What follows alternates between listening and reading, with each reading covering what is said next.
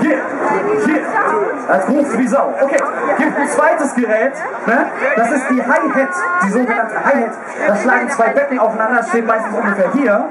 Das machen wir mit einem TS, ja?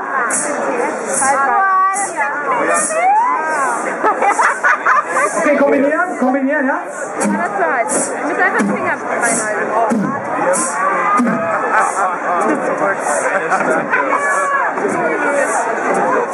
Wundervoll, großartig, ist aber auf Dauer ein bisschen langweilig.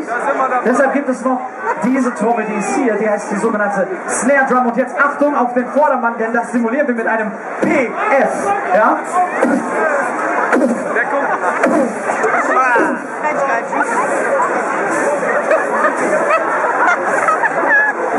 Kräftiges PF. Okay, alles drei kann man fantastisch kombinieren. Unten, Hi-Hat, Snare, Hi-Hat.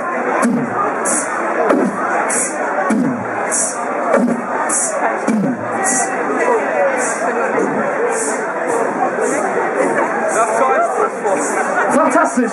Mit diesem Groove könnt ihr ungefähr 90% aller Popsongs begleiten. Da passiert nicht mehr. Und man kann das natürlich noch ein bisschen anders kombinieren, zum Beispiel so. Ja, genau.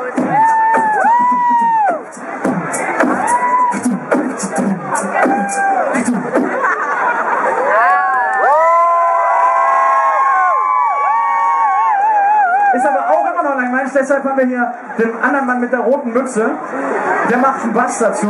Was willst du denn Ton gehen? Ja, wir machen das mal zusammen und dann könnt ihr ein bisschen, was weiß ich, überlegt euch was. Hier ist.